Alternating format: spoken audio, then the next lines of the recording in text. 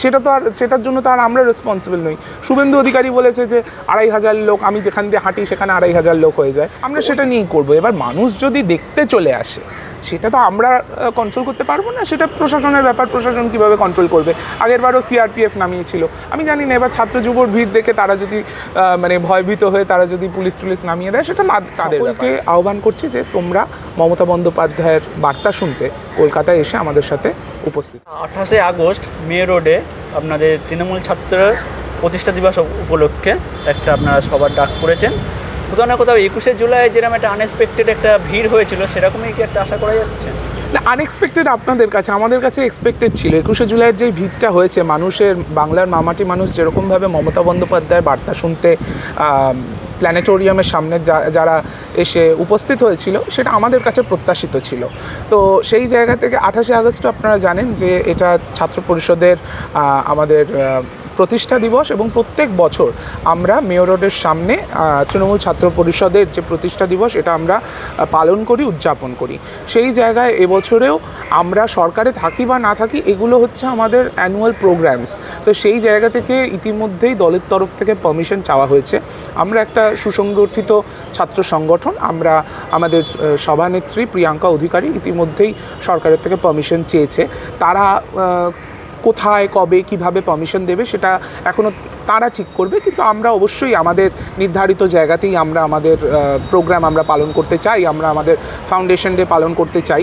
কিন্তু এটা সরকারকে আমরা দেখব তারা কোন দিকে কী করেন। তারা এর আগে তো তারা ভয় পেয়ে গেছিলেন যখন মমতা বন্দ্যোপাধ্যায়কে তো তারা ধর্মতলায় প্রোগ্রাম করতে দেননি। তো এক্ষেত্রে তারা ছাত্র যুবকে তাদের ফাউন্ডেশন ডে পালন করতে দেয় কিনা সেটা আমরা দেখব। কিন্তু আমরা অত্যন্ত কনফিডেন্ট যে আমাদের যারা ছাত্র যুব আছে, যারা মমতা বন্দ্যোপাধ্যায়কে দেখে, যারা শিক্ষার প্রগতি, সংঘবদ্ধ জীবন, দেশপ্রেমের পতাকা নিয়ে যারা কলেজ গেটে রাজনীতি করেছে বা ছাত্র রাজনীতি করেছে, তারা সবাই মমতা বন্দ্যোপাধ্যায়ের বার্তা শুনতে 28শে আগস্ট কলকাতায় তারা আসবেন, যেখানেই সভাস্থলটা যেখানেই হোক। তো সেই জন্য আপনাদের মাধ্যমেও আমি ছাত্র যুবর কাছে আহ্বান করছি যে 28শে আগস্ট শুক্রবার, রাখির দিন, সকলকে আহ্বান করছি যে তোমরা মমতা বন্দ্যোপাধ্যায়ের বার্তা শুনতে কলকাতায় এসে আমাদের সাথে উপস্থিত হবে। কত ভিড় হবে আশা করা যাচ্ছে? দেখুন, ওইরকমভাবে কিছু বলবো না, কারণ মানে এই ভিড়টাও তো নিয়ন্ত্রিত করে দিতে পারে। আগেরবার তো বলেছিল 2500 জনকে নিয়ে প্রোগ্রাম করতে হবে, কতজন হয়েছিল? মানে একটা সাইড তো আমাদের অ্যালটেড ছিল, অন্য দিকটার তো এত ভিড় হয়ে গেছে, মানে মানুষ তো ভিড় দেখতে চলে আসছে, এটাও তো হয়েছে না? তো মানুষ তো ভিড় গুনতে চলে আসছে, সেটার জন্য তো আর আমরা রেসপন্সিবল নই। শুভেন্দু অধিকারী বলেছে যে 2500 লোক, আমি যেখান দিয়ে হাঁটি সেখানে 2500 লোক হয়ে যায়। তো ওইটাকে তিনি 2500 বলার চেষ্টা করছেন, সেটা আমি আলাদা করে গুনতে চাই না। তো এক্ষেত্রেও আমরা দেখি আমাদের যদি কিছু মানে হেড কাউন্ট যদি বা ফুটফল যদি তারা নির্ধারিত করে দেয়, তো তাহলে আমরা মানে ল অ্যাবাইডিং সিটিজেন বা অর্গানাইজেশন হিসেবে আমরা সেটা নিয়েই করবো। এবার মানুষ যদি দেখতে চলে আসে সেটা তো আমরা কন্ট্রোল করতে পারবো না, সেটা প্রশাসনের ব্যাপার, প্রশাসন কীভাবে কন্ট্রোল করবে।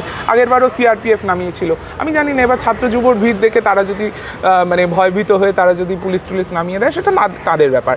আমাদেরকে যেভাবে পারমিশন দেবে আমরা সেভাবে আমাদের প্রোগ্রাম উদযাপিত করব। ধন্যবাদ দাদা। ধন্যবাদ।